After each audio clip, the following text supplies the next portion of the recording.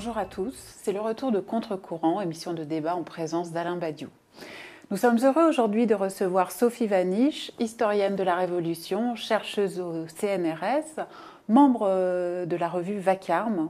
Lorsque nous vous avions invité, il y a quelques semaines déjà, Sophie Vanish à venir nous rejoindre en Contre-courant, nous avions envisagé avec Alain Badiou de discuter de la source d'inspiration politique que pouvait constituer encore aujourd'hui pour nous en France la Révolution.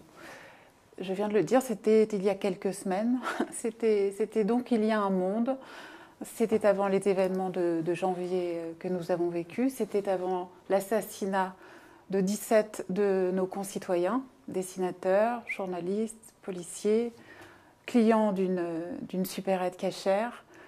Et aujourd'hui, nous avons eu évidemment très envie de bouleverser notre programme et d'aborder toutes ces questions avec vous. Nous en avons eu d'autant plus envie que la France a aussi connu, après ces événements, une manifestation monstre où des millions de personnes sont descendues dans la rue et conséquence politique de ça, un pouvoir politique historiquement discrédité comme jamais sous la Ve République a trouvé l'occasion de s'y refaire quelques plumes. J'ai envie de vous poser une première question, Alain, avant que le débat ne s'engage avec notre invité. Vous qui êtes un penseur de l'événement, quelle sorte d'événement avons-nous vécu finalement? Parce qu'il y a une chose qui m'a énormément frappée, c'est que nous n'arrivons pas encore à cette heure à lui trouver véritablement un nom. On parle d'attentats, mais ce n'est pas tout à fait exact, parce qu'il y a eu des meurtres ciblés, il y a eu des exécutions d'otages, il y a eu d'autres types d'assassinats. On parle d'événements en général. On n'arrive même pas, à vrai dire, à arrêter une date pour ce qui s'est passé. Donc c'est la question que j'avais envie de vous poser. Oui, si je discutais philosophiquement de votre question, je vous répondrais négativement. Je ne considère pas que ce soit un événement. Le mot me paraît inapproprié. En réalité, je pense qu'il y a probablement trois points qui méritent des traitements différents. Il y a le crime, proprement dit. Il y a l'organisation policière et répressive du crime. Et puis il y a les effets d'opinion politiques, gouvernementaux et massifs qui suivent tout cela. Et la combinaison des trois ne relève pas exactement de la même appréciation. En ce qui concerne le crime, je propose de l'appeler un crime de type fasciste. Alors pourquoi un crime de type fasciste? D'abord parce qu'il est, dans ses motivations, clairement idéologisé, c'est-à-dire la motivation, c'est une motivation de type identitaire, religieuse, nationale, tout ce qu'on voudra, mais de type identitaire. La cible est choisie en conséquence. La cible est choisie, ce sont des gens qui sont considérés comme des politiciens ou des publicistes ou des intellectuels ou des écrivains de l'autre bord. Troisièmement, la violence du crime, son extraordinaire violence, fait partie de sa mise en scène. C'est-à-dire, il s'agit de créer à la fois un sentiment de détermination absolue, absolument implacable, et deuxièmement de créer un effet de terreur, malgré tout, un effet de surprise terrible, etc. Et puis, enfin, je crois que c'est aussi important, les tueurs ne sont pas, en la circonstance, des professionnels, des gens des renseignements ou des militaires, ce sont des jeunes dévoyés, égarés, endoctrinés, et qui prennent sous leur bonnet de devenir des assassins ou des tortionnaires, pour des raisons qu'on pourrait retrouver, par exemple, dans la genèse de l'embauche de certains miliciens pendant la dernière guerre mondiale en France. Le même type de tueurs et de tortionnaires que ceux que nous retrouvons là, et qui sont, rappelons-le tout de même, des Français.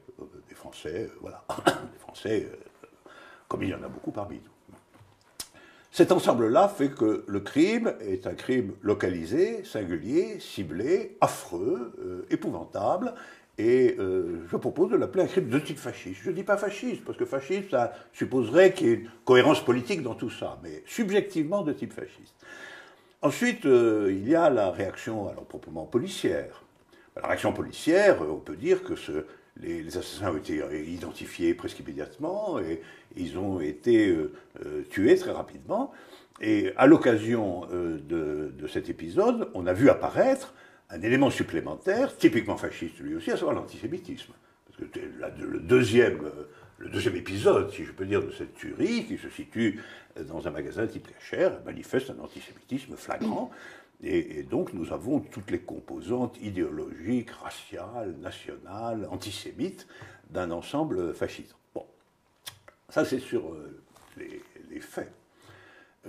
Sur la manifestation, sur la riposte gouvernementale, je pense qu'on peut faire de premières remarques.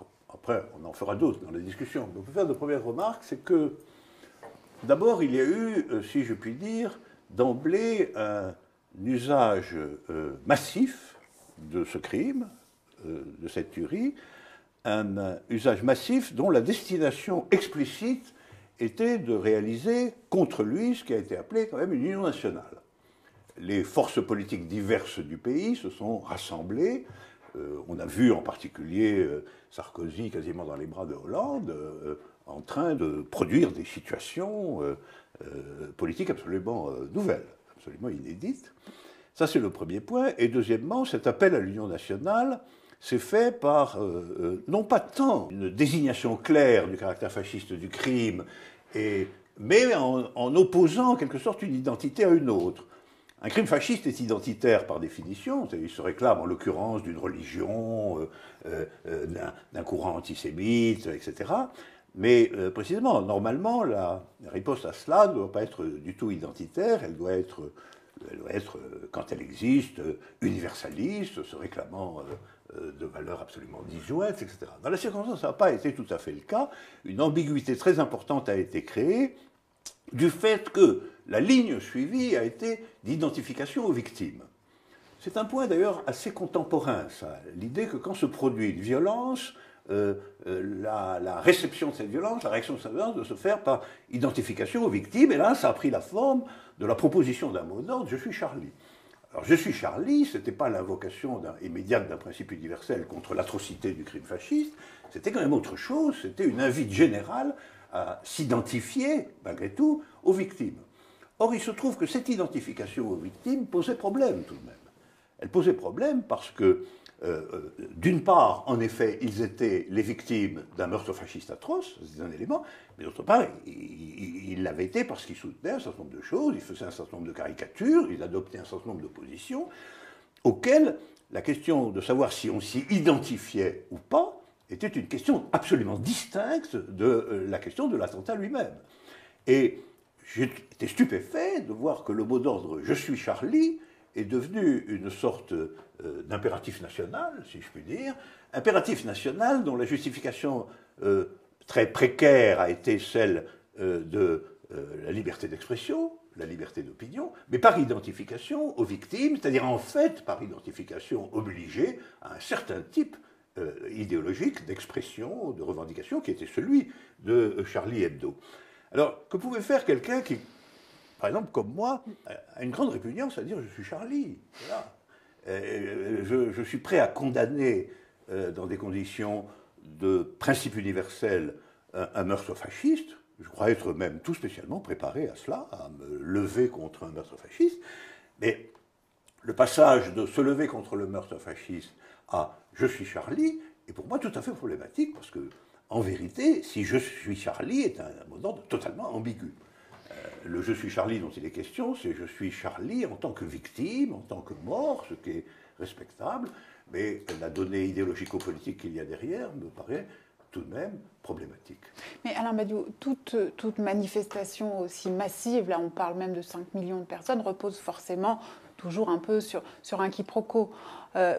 Est-ce que vraiment, au-delà de l'ironie que suscite forcément une union sacrée où l'on voit au premier rang défiler des gens aussi recommandables que Viktor Orban, Netanyahou ou Pierre Gattaz, est-ce qu'au-delà de ça, est-ce que ces manifestations, est-ce que la réaction, malgré tout populaire, qu'elle a révélées ne devrait pas nous indiquer à penser que peut-être il y a plus de ressources dans ce pays qu'on ne lui prêtait jusqu'ici. En l'occurrence, je crains que non. Hein. Je ne fais pas un bilan, pour ma part, politiquement optimiste de l'existence de cette manifestation, pour plusieurs raisons que je voudrais dire, mais après nous allons quand même discuter tous ensemble.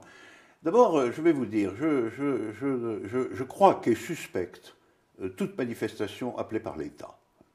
Une manifestation, à proprement parler, c'est une manifestation qui, dans une conjoncture révolutionnaire, peut être une manifestation d'appui à certaines initiatives risquées ou nouvelles de l'État, mais qui, en règle générale, est une manifestation de consensus, de création de consensus. Et c'est bien le cas. Et ce consensus a été nommé le consensus « Je suis Charlie ». J'insiste sur son ambiguïté. S'agissant d'un organe de presse qui s'était fait une spécialité de l'agression anti-musulmane, « Je suis Charlie » signifie quand même aussi, entre autres choses, que l'on considère cette agression comme susceptible d'être généralisée. Mais surtout, moi je ne crois pas du tout à la valeur des manifestations appelées par l'État. La dernière que j'ai eu à endurer, c'est la manifestation appelée par l'État gaulliste en juin 68. C'était il y a assez longtemps. Depuis, à ma connaissance, il n'y a pas eu de grande manifestation appelée par le gouvernement, appelée par l'État, appelée par un pouvoir qui manifestement vise, à travers cette manifestation, à se refaire une virginité, ce qui d'ailleurs n'a pas manqué. Hein, il faudrait vérifier si ça n'a pas été le cas au moment de Carpentras ou en 2002. Je ne sais pas, je pense que si, à vrai dire. Oui, mais je veux dire, d'une certaine façon, vous ne pouvez pas considérer qu'une manifestation appelée par l'État, dont le mot d'ordre général d'identification est celui qui était là, hein, à savoir manifestation sous le signe « Je suis Charlie et pour la liberté d'expression », est une manifestation qui va de soi. Absolument pas. Moi, je n'y vois pas une ressource, j'y vois plutôt une mobilisation confuse, sur la base d'un mélange de peur démesurée et inutile et d'allégeance à un système de valeurs qui, par ailleurs, c'est une autre discussion, sont des valeurs fortement contestées dans la pratique par l'État lui-même. Nous allons y revenir. Mais tout d'abord, Sophie Vanish, est-ce que vous avez eu le sentiment de vivre les mêmes événements qu'Alain Badiou ? Est-ce que vous avez les mêmes réserves à l'égard de... Je ne sais pas si c'est la même réserve, mais j'ai des réserves aussi. Et je voudrais revenir aussi sur votre introduction, parce que vous m'avez dit on avait prévu de parler de la Révolution française en tant qu'elle puisse être ou non un réservoir pour pouvoir penser notre temps. S'il suffisait de cet événement pour qu'elle ne puisse plus l'être, je dirais qu'il n'y a aucune raison que je sois là. Et donc, dans une certaine mesure, je vous propose malgré tout de tenter de parler de cet événement au regard de ce que nous apprend la Révolution française, malgré tout. Parce que sinon, je dirais, pourquoi Sophie Vanish ? Il n'y a pas de vraie raison pour ça. En ce qui concerne la qualification de crime de type fasciste, oui, sachant qu'un crime de type fasciste a pour fonction aussi de déstabiliser un État, de déstabiliser une société, et que ça a à voir avec une guérilla du côté droit, et avec la tentative de produire de la guerre civile latente et explicite dans des coups d'éclat. Donc je dirais qu'il y a eu tout un moment d'indécision sur guerre locale, guerre globale, avec la question des fondamentalismes et du djihadisme en particulier, dans un contexte quand même bien particulier, où la France est en fait en guerre sans l'avoir déclaré, tout en livrant des armes aux gens qui les livrent même à Daesh. Donc il y a tout un circuit qui apparaît immédiatement comme la France est pas un pays anodin pour un tel événement. Et je dirais que du coup, c'est au-delà de la France que ça se joue aussi, pas simplement, mais aussi. Et moi, ce qui m'a frappé, c'est que c'est devenu trop rapidement et très rapidement un événement franco-français, avec des questions franco-françaises. Bien sûr, les personnes qui ont agi cet événement sont français, mais on a quand même un horizon là où on est vraiment dans ce qu'on a appelé le local, c'est-à-dire l'articulation du local et du global. Donc ça, c'est la première chose. Et moi, j'ai été frappée dès le premier soir. J'ai reçu, comme beaucoup de gens sur mon téléphone portable, le hashtag « Je suis Charlie », rendez-vous à la République. J'avais rendez-vous avec des amis pour du travail et on s'est proposé d'y aller dans l'événement même et à la République il y avait quelque chose de non politique, mais de tout à fait de l'ordre d'une sacralité politique. Là, vous parlez du premier soir. Du mercredi soir. Et là, ce n'était pas un appel de l'État. Mais il y avait des tas de choses intéressantes, je dirais, de l'ordre d'une sacralité politique autour de la statue de la République et ça. Et pour moi, et dans les deux cas d'ailleurs, malgré l'appel de l'État, il me semble que c'est avant tout une manifestation de deuil. Et donc, voilà, il se trouve que quand j'ai étudié des manifestations de deuil ou des manifestations de ce type-là dans la période révolutionnaire, moi j'ai eu besoin, pour pouvoir comprendre, d'utiliser un peu d'anthropologie. Et donc j'ai eu besoin de lire un peu Marcel Mauss. Et que dit Marcel Mauss sur les cérémonies de deuil? Il dit que voilà, les rituels de deuil, c'est des rituels de fondation symbolique, des groupes sociaux qui expriment un certain nombre de sentiments, qui va finir par appeler l'expression obligatoire des sentiments.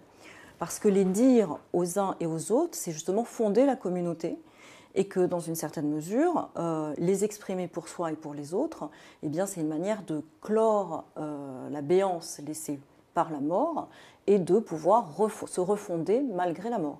Donc pour moi, immédiatement, ce que j'ai ressenti, c'est ça. On est dans des rituels de deuil, donc il y a du silence, il y a des cris comme les you-you qui prennent différentes formes, mais qui ne sont pas des you-you, mais qui sont autre chose, soit ce « je suis Charlie », soit d'autres choses, mais que voilà, c'est du rituel, c'est une ritualité qui s'invente, parce que la ritualité, c'est bien sûr la nécessité de refonder, mais ça s'invente. Après, sur ce que c'est qu'une manifestation à l'appel d'un État, pour le coup, ça me fait penser à un événement très précis de la Révolution française, qui est le meurtre de Simonot. J'explique un tout petit peu ce que c'est pas comparable, en particulier toute la dimension internationale et tout ça, c'est pas comparable du tout, c'est pas le même genre d'événement, mais un maire de la ville d'Étampes est tué sur un marché, où des paysans, des gens qui venaient acheter du blé, décidaient de taxer le prix du blé, c'est-à-dire de décider du juste prix dans une période où il était en train de monter de manière anormale et où il fallait permettre pour le droit à l'existence que chacun puisse accéder à ce marché. Or, ce personnage est présenté par l'Assemblée nationale comme étant un martyr de la liberté parce qu'il aurait défendu la liberté illimitée du commerce des grains et que c'est donc un martyr de la loi. Et donc on appelle à une fête pour le martyr de la loi. Et dans ce contexte d'appel à la fête pour le martyr de la loi, eh bien on voit se scinder la société entre ceux qui reconnaissent en Simonot un martyr de la loi, du commerce et de la liberté illimitée du commerce, et ceux qui considèrent que non, que ça a été un très mauvais magistrat et qu'on ne peut pas se permettre de ritualiser et de commémorer et de transformer en quasi-saint une personne qui en fait a conduit finalement sa ville à être dans la stupeur, dans le malheur et dans la difficulté. Et donc il y a là quelque chose qui se joue sur qui en est, qui n'en est pas. Et je pense que ce qui est intéressant dans cette manifestation, c'est finalement ça, quand l'État appelle, qui répond à l'appel de l'État, y compris dans cette manifestation de deuil qui refonde la communauté, et cette communauté n'est pas refondée en tant que tous les habitants de la société française se sont reconnus dans cet appel. Voilà. Donc après, une fois qu'on a dit ça, on n'a pas expliqué pourquoi, comment, et je pense qu'on ne peut pas donner d'explication qui clôture quoi que ce soit, voilà, aujourd'hui. Mais il y a bien quelque chose qui se joue dans quelle communauté. Qu'est-ce qu'on appelle aujourd'hui l'union sacrée du gouvernement? Est-ce qu'il y a une union à la base? Je ne suis pas du tout convaincue. Et dans quelle mesure des rituels de deuil peuvent être qualifiés de politiques? Je ne suis pas du tout convaincue non plus. Voilà. Après, sur l'identification à « je suis Charlie », je pense que c'est tellement polysémique que je crois qu'effectivement n'importe qui pouvait s'y retrouver sans nécessairement se sentir dans une identification uniquement à des victimes, mais pour certains à des blasphémateurs, pour d'autres... je sais pas, on pourrait déployer comme ça à l'infini, et qu'il y a quelque chose là, à mon avis, qui est effectivement du côté de la multiplicité des malentendus ou des quiproquos, qui permet justement à la communauté de trouver un levier pour y aller et fabriquer son rituel. Et que finalement, c'est très fragile, ce « je suis Charlie ». J'imagine que l'un des slogans de cette manifestation a particulièrement heurté l'enfant de 68 que vous êtes, Alain Badiou. Nous sommes tous des policiers. Qu'est-ce que vous avez ressenti en entendant ça? Je voudrais d'abord mon accord sur un point avec Sophie Vanish. Bien évidemment, une manifestation de cet ordre ne peut pas être entièrement résumée par le fait qu'elle est convoquée par l'État. La multiplication des motivations subjectives et des indices anthropologiques qui sont donnés là-dedans doit être examinée de plus près si on veut vraiment en donner une interprétation détaillée. Le cri « Nous sommes tous des policiers » est venu malgré tout aussi de l'héroïsation qui a été immédiatement faite, du fait qu'il y avait des policiers qui avaient été effectivement tués par les tueurs, par les criminels, et du fait que l'État a pris la décision, au regard de ce crime localisé, quand même ce crime fasciste localisé, d'un déploiement militaire, policier, d'allure guerrière extrêmement ample, extrêmement vaste. Et on a repris le motif venu d'une autre circonstance aux États-Unis, on a repris le motif du fait que le pays était en guerre, d'une certaine manière. Il y a une grande ambiguïté sur cette question de la guerre contre le terrorisme. Comme vous le rappeliez tout à l'heure, la France est en guerre, en effet, sur différents fronts, de façon explicite, avec envoi de troupes, etc. Le bilan exact et les précisions sur ces guerres ne sont pas l'objet d'un débat public véritable. En réalité, c'est le moins qu'on puisse dire. Ça se passe quand même dans le secret des affaires étrangères et des bureaux militaires. La question de savoir dans quelle mesure et pourquoi la nation comme telle est engagée sur ces différents fronts est tout à fait obscure. Et c'est un peu à tout cela quand même qu'on a aussi convoqué les gens sans qu'ils le sachent. Je ne dis pas que tous les gens qui étaient là étaient dans cette subjectivité, mais c'était tout de même, ça faisait pas. Il y a cet élément-là. Et dans ce cadre-là, nous sommes tous des policiers, pourrait être aussi, nous sommes tous des légionnaires dans le Sahara. Enfin, on ne sait pas quelle est exactement l'identité ou la signification de ce mot d'ordre. Il y a une autre chose tout de même qui doit être prise en compte.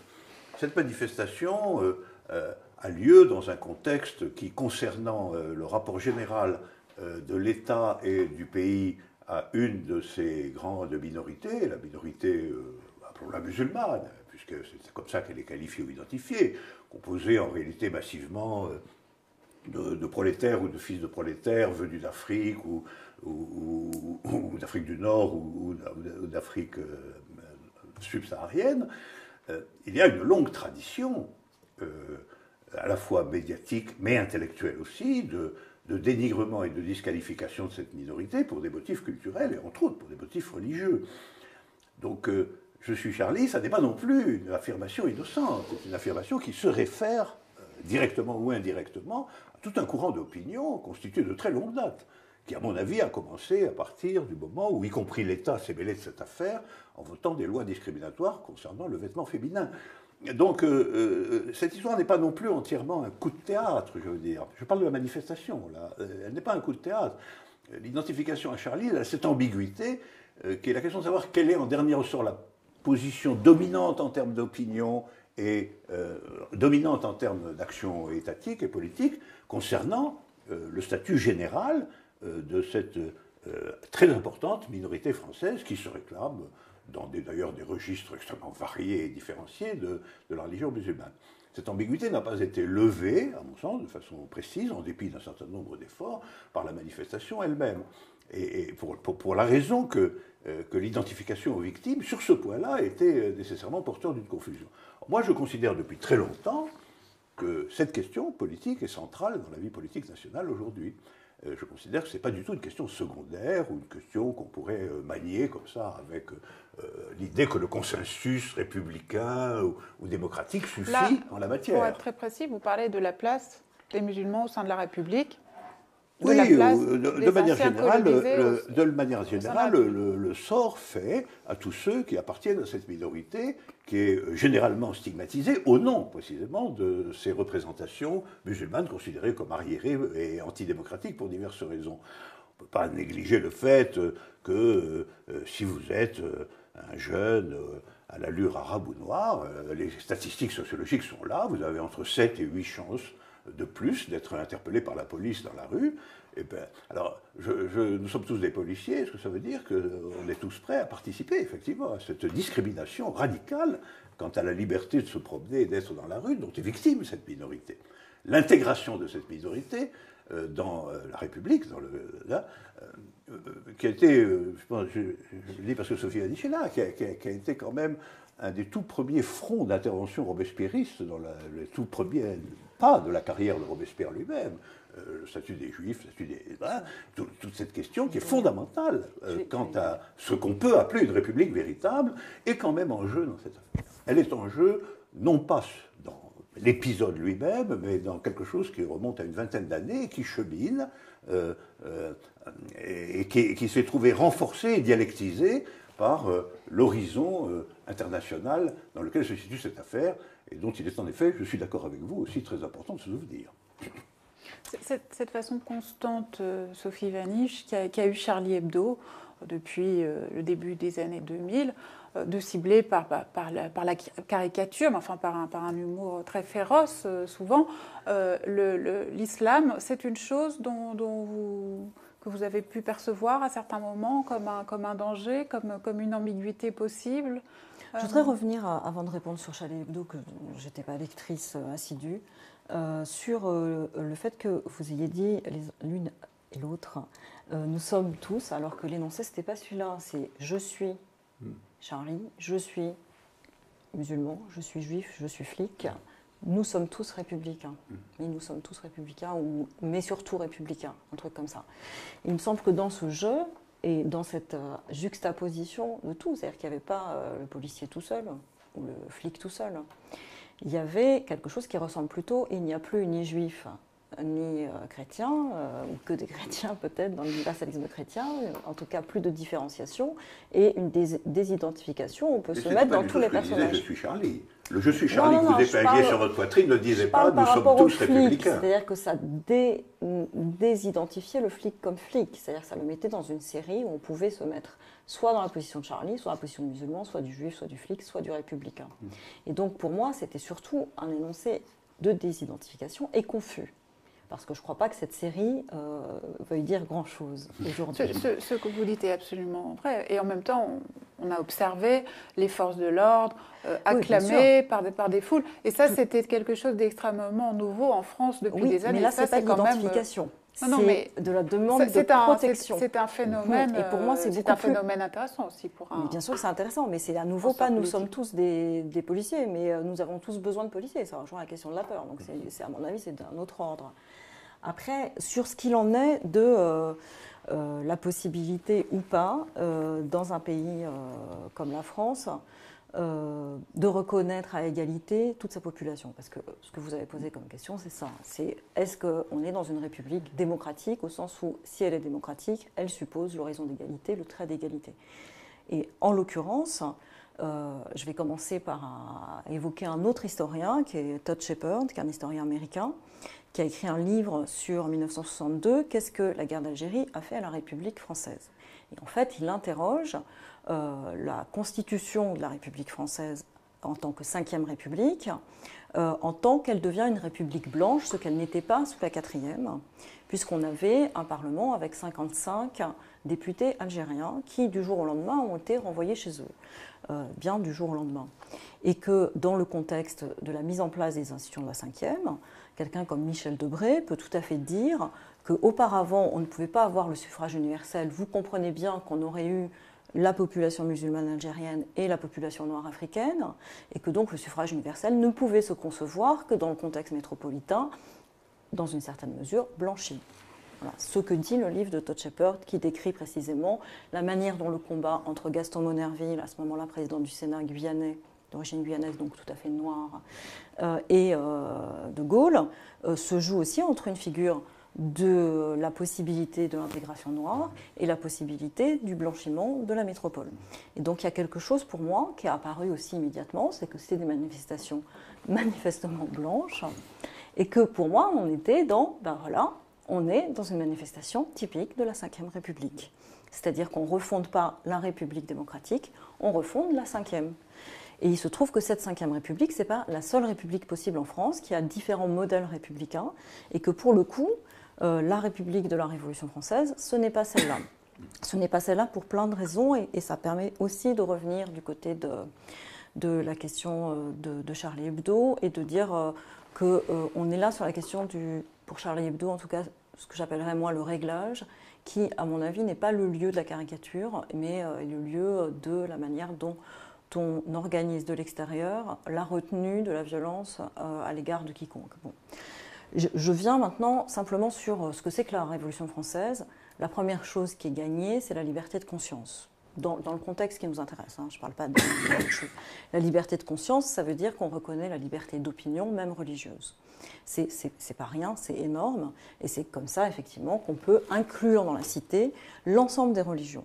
À aucun moment, sur le plan des institutions, les institutions ont cédé là-dessus, c'est-à-dire que les pratiques ont cédé, c'est-à-dire qu'il y a eu des manifestations dans un contexte où le pape avait discrédité la Révolution française, où les prêtres réfractaires produisaient la guerre civile en France, où on avait un conflit religieux qui n'était pas latent mais explicite, où il y avait des déchirements dans les familles sur celui qui allait à la messe du jureur, celui qui allait à la messe réfractaire.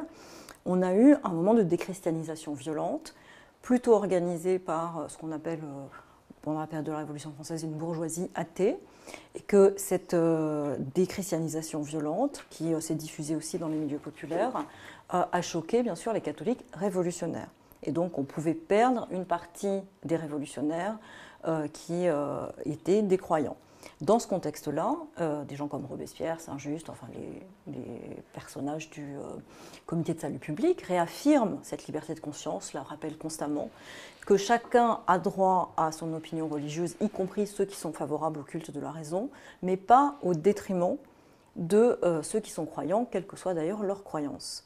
Et dans une certaine mesure, la volonté de trouver un apaisement religieux se fait dans un double mouvement, créer une sacralité politique commune avec la fête de l'être suprême et la religion des devoirs de l'homme, et de l'autre côté, affirmer dans le même décret la liberté totale des cultes de chacun, pourvu qu'il n'y ait pas de trouble à l'ordre public.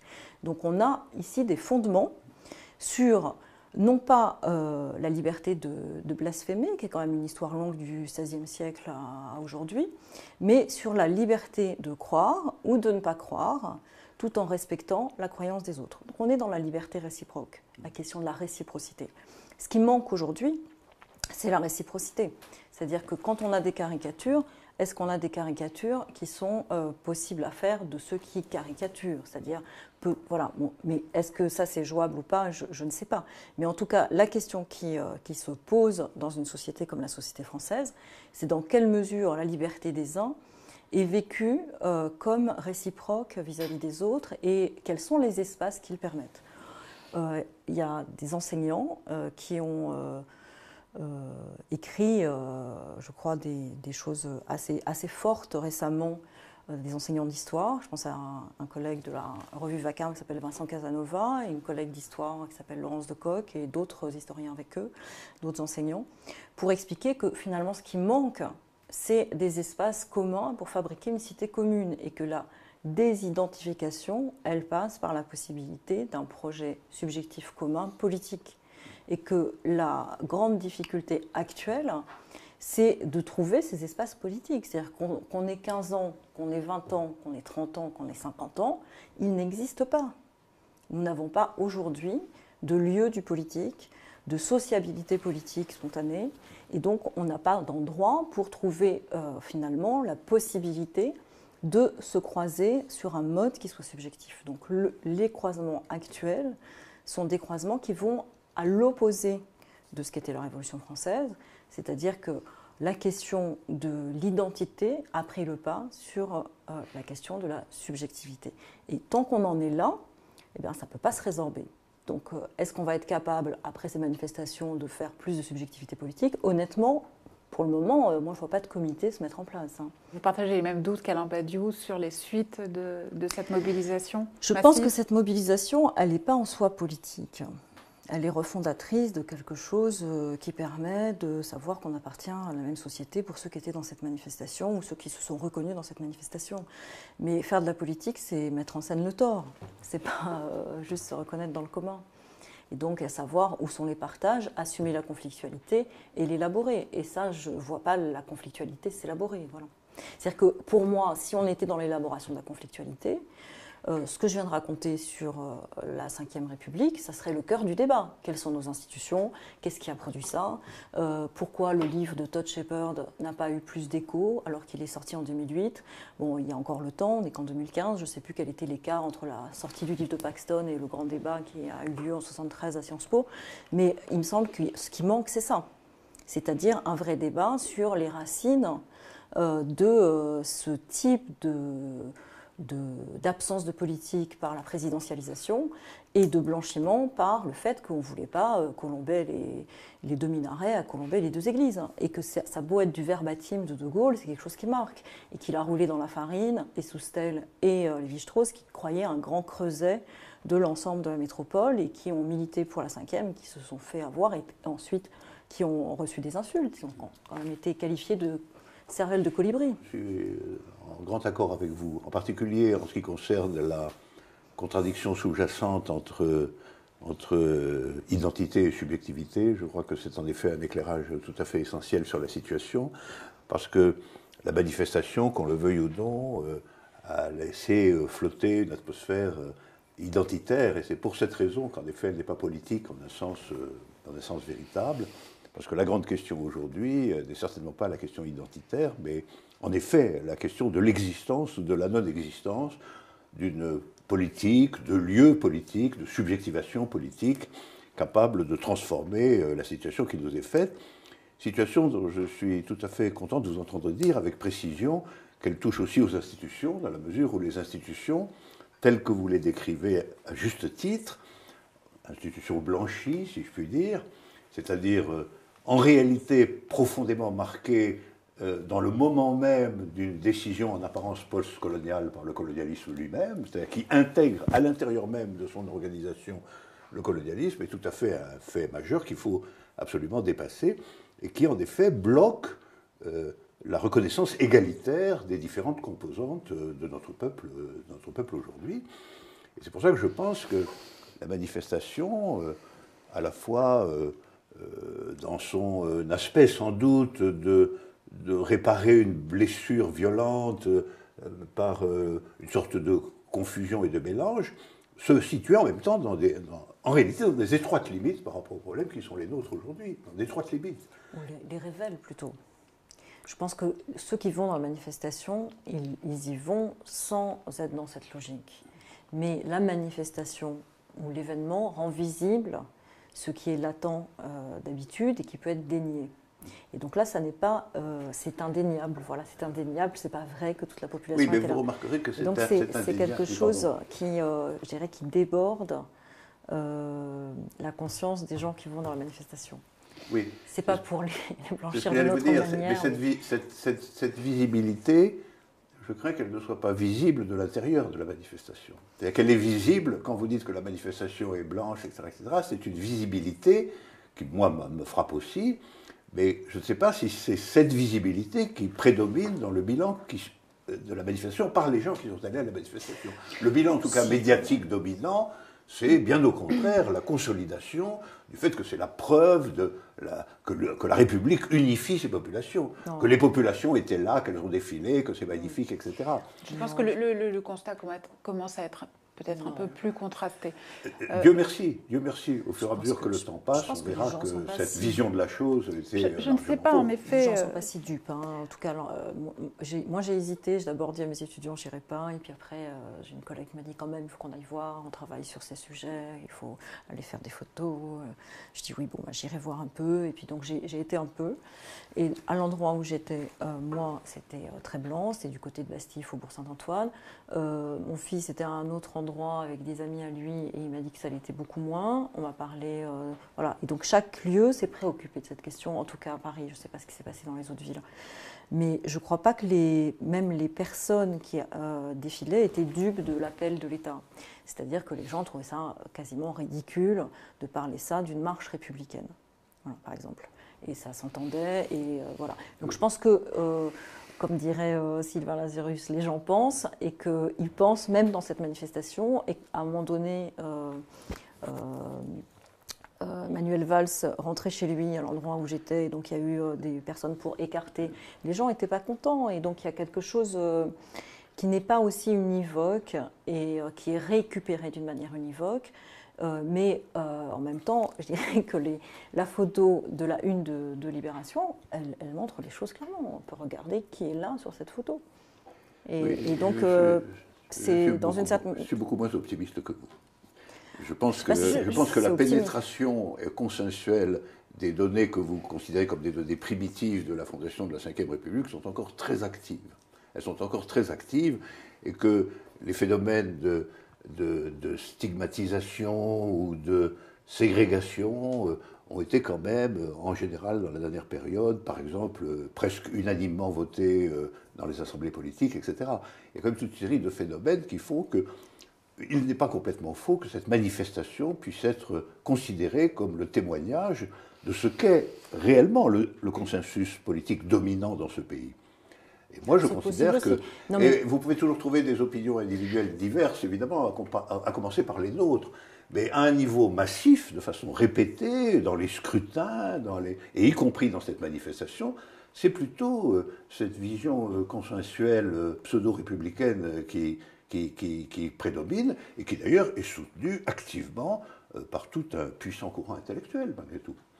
Donc, je suis moins optimiste que vous du point de vue des conséquences, y compris politiques. Elles seront très disputées, en tout cas. Elles seront très disputées. Ce qui est certain, ça, je pense qu'on peut se mettre d'accord tous là-dessus, c'est qu'une certaine jeunesse de banlieue ne s'est pas sentie appelée. Ne s'est pas sentie appelée à cette manifestation. Je ne suis pas sûre, en revanche, quelle est la composante vraiment identitaire volontaire que vous y voyez. Mais je ne sais pas si elle ne s'est pas sentie appelée. Il y a eu un appel précis par Assez le feu, enfin Mèche-Mâche. Pour différentes raisons, qui peuvent être de l'ordre de la peur, qui peuvent être ça n'a pas fonctionné non plus d'une manière différenciée, c'est-à-dire qui sont le bilan aussi de 10 ans de politique, de propos politiques. Je crois que c'est un refus, c'est pas qu'ils ne sont pas sentis appelés, c'est un refus de cet appel, ce qui est autre chose. C'est une autre façon de le formuler. Oui, mais c'est plus une réponse claire que je ne me sens pas concernée. Si je me sens concernée, je n'irai pas. Justement, ce serait une bonne chose qu'on s'arrête un moment justement sur cette jeunesse de banlieue. C'est vrai qu'à vous lire souvent, Alain Badiou, on a le sentiment que vous assimilez le traitement qui lui est réservé par les pouvoirs en France à finalement un schéma assez classique de méfiance vis-à-vis des classes dangereuses, de rejet comme à d'autres époques, à la fin du 19e, par toute une gauche de gouvernement républicaine, le rejet de la plèbe dangereuse, des faubourgs sombres, etc. Bon. Mais est-ce que finalement l'islam aujourd'hui, cette religion finalement extrêmement dynamique, en tout cas dans certains pays, n'apporte pas une autre composante au problème, ne complexifie pas encore le problème et peut-être ne lui donne pas une toute autre dimension finalement. Oui, voilà, on entre dans ce que Sophie Vanish avait mis en exergue de sa propre intervention, c'est-à-dire on ne peut pas avoir d'intelligibilité complète de cela au strict niveau national, bien évidemment. Et il faut voir un peu quel est le contexte d'ensemble. Et cette jeunesse, en vérité, fait partie de ce que je propose d'appeler l'immense prolétariat nomade de notre planète aujourd'hui, c'est-à-dire des déplacements de main-d'œuvre ouvrière d'un pays à un autre qui sillonnent le monde, qui en France sont principalement de provenance africaine, mais ce phénomène existe partout. Hein. Quand je suis allé en Corée, j'ai constaté qu'une bonne partie des travaux les plus immédiatement manuels et médiocres étaient faits par des gens du Bangladesh. Donc même là, on avait... Donc ce prolétariat nomade, quand il est installé, qu'il y a des enfants, etc., aujourd'hui en France, c'est assez largement de religion musulmane. Ceci étant, pour des raisons politiques, j'ai travaillé avec beaucoup d'entre eux, ils sont musulmans, mais bon, ça n'est pas une détermination constitutive de manière essentielle de leur identité. Ils pratiquent cette religion, ils savent que ce n'est pas la religion dominante, et puis voilà. Et qu'il y ait parmi eux des excités intégristes, je rappelle que dans le fascisme des années 30, il y en avait aussi beaucoup qui ont soutenu activement le régime de Pétain. C'était aussi dans des motivations religieuses et idéologiques constituées. Donc je considère que l'aspect principal de l'existence de cette jeunesse, c'est le système général de sa mise à part, pour des raisons qui sont compliquées, qui combinent le système scolaire tel qu'il est devenu, la stigmatisation idéologique, l'inquiétude pour une religion qui en effet n'est pas la religion dominante, et puis les effets inévitables de la pauvreté, du chômage, etc., qui d'ailleurs créent en effet des consciences politiques tout à fait ambiguës, tout à fait contraires.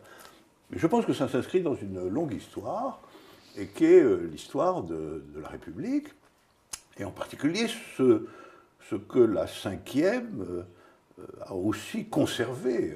Elle n'a pas simplement éliminé les députés des territoires d'outre-mer, elle a aussi conservé pas mal de traits hérités de la Troisième et de la Quatrième République, à savoir le fait que quand même la suspicion et le contrôle policier des zones suburbaines est une donnée permanente depuis la Commune de Paris jusqu'à nos jours. Et qu'on voit très bien que ce n'est pas par hasard que les jeunes de ces quartiers, de ces zones-là, sont dans cette espèce de face-à-face constant, ambigu lui-même, mais de face-à-face constant avec le contrôle policier, et que tout cela est à l'arrière-plan, malgré tout, de cette affaire. Et là, c'est là où quand même, je pense que, en surestimant la dimension proprement, appelons-la culturelle, de cette contradiction, et en ayant fait presque disparaître la signification de classe, la signification populaire, on s'engage dans un amalgame qui finalement fonctionne dans l'horizon du maintien du consensus dominant. Alors, je voudrais reprendre justement du côté de qu'est-ce que ça a apporté à la Ve République, non pas du côté de la Troisième et de la Quatrième, mais du côté, ou disons de la Troisième et de la Quatrième coloniale, et du côté du monde colonial, non pas du monde de la métropole, mais du monde colonial. Ce que le monde colonial a fabriqué, c'est une série d'indignités, des hiérarchies de dignités au sein du monde colonial, entre ceux qui venaient de métropole et qui étaient français, ceux qui habitaient depuis toujours dans les colonies et qui étaient soit musulmans, soit juifs. Il se trouve qu'en Algérie, il y a un décret, le décret Crémieux, qui institue une concurrence de dignité entre les juifs et les musulmans, et qu'un segment social assigné en fait à une religion se retrouve avec des dignités politiques différentes, c'est-à-dire des collèges de vote qui ne sont pas les mêmes. La possibilité de prendre part au pouvoir, pour prendre l'expression de Jacques Rancière, différenciée. Et donc, on est dans cet héritage-là, en 1958, en 1962. Et au démarrage de la promesse de la Ve République, avant que ça se mette en place, c'est que les musulmans qui le souhaitent pourront venir en France et être français à part entière.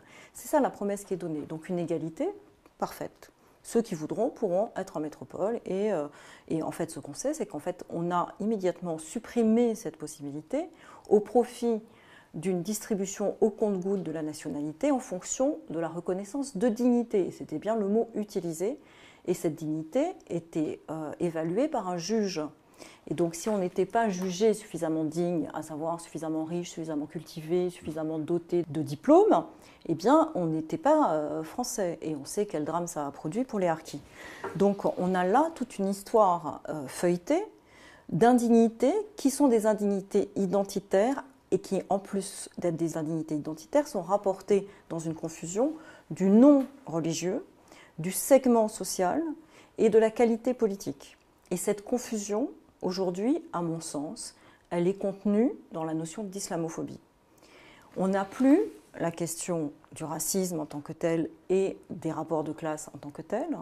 On a une espèce de mot qui est quand même assez récent, qui a été débattu et qui continue à être débattu. La CNCDH en 2004 a mis en garde sur la difficulté avec ce mot de ne pas confondre les enjeux de racisme qui étaient répréhensibles dans la loi française avec des enjeux de blasphème qui eux ne l'étaient pas. Et qu'il fallait être précautionneux, que peut-être il ne fallait pas le rejeter, mais qu'il fallait être précautionneux. Visiblement, ça n'a pas été... Vous le considérez, vous le tenez pour impropre, vous ? Moi, je vais être complètement honnête. Je pense que mettre en place, comme se met en place aujourd'hui, un front de race à la place d'un front de classe, c'est quelque chose qui n'est pas simplement une lutte théorique entre qu'est-ce que le mouvement politique rapportait à la question sociale, qu'est-ce que le mouvement politique rapportait à la question raciale, mais c'est tourner le dos à tout le processus de déracialisation du processus démocratique. Le processus démocratique, même en Grèce ancienne au 5e siècle, sa grande qualité, sa grande invention, c'est de dire qu'il n'y aura plus de lignage pour parler de politique. C'est-à-dire qu'il n'y aura plus de rapport au corps et on fabrique des tribus qui sont des tribus complètement fictionnelles en prenant un petit bout de la tribu sur le bord de mer, un petit bout sur la ville, un petit bout sur la campagne.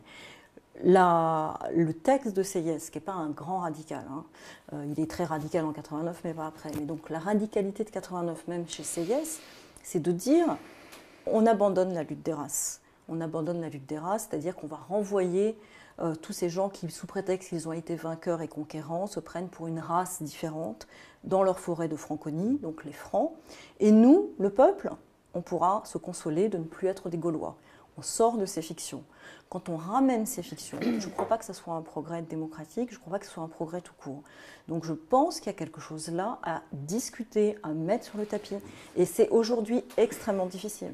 Voilà, la suite de l'événement en termes politiques, c'est une gauche radicale qui se déchire de partout sur ces questions-là. Il y a un grand livre d'un psychanalyste qui s'appelle Fethi Benslama qui parle des guerres des subjectivités en islam. Cette guerre des subjectivités en islam, la manière dont il retrace la généalogie, c'est extrêmement intéressant. Parce qu'il part d'Averroès et du fait qu'Averroès, en affirmant « je reconnais la vérité » en tant qu'elle peut aussi venir des sciences humaines, et pas simplement des sciences divines et de Dieu, fait qu'il y a une clôture à un moment donné entre la possibilité du savoir et la possibilité de la théologie au sein de l'islam. Que ce retour à Averroès ne se fait qu'au moment où les lumières occidentales arrivent avec les canons, donc dans une violence extrême, qu'un certain nombre de gens vont adhérer au sein de l'islam en Égypte, en Tunisie, en Syrie, à ces lumières, mais que les anti-lumières et les contre-lumières, elles vont venir justement de ceux qui vont d'abord avoir adhéré.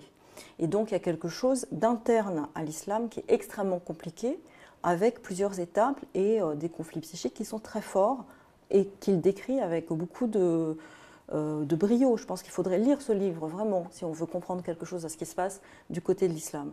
Et je pense que du côté de la radicalité, il faut accepter de rentrer davantage dans le sujet pour ne pas être dans un regard trop simpliste. Et moi, je suis assez d'accord avec votre question. On est dans une situation de classe telle que vous l'avez décrite avec les banlieues, et on est en même temps dans quelque chose de complexe où si on ne le comprend pas, on ne sera pas capable d'être dans ce dialogue subjectif politique, parce que pour pouvoir être dans ce dialogue subjectif, il faut quand même comprendre quelle est l'altérité et le conflit que vit l'autre pour pouvoir entrer en amitié politique avec quelqu'un qui n'a pas les mêmes rapports à la vérité, au savoir, etc.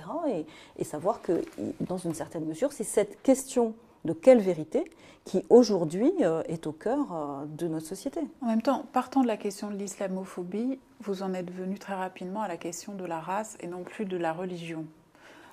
Or, c'est précisément dans cette ambiguïté-là que certains disent que se situait Charlie.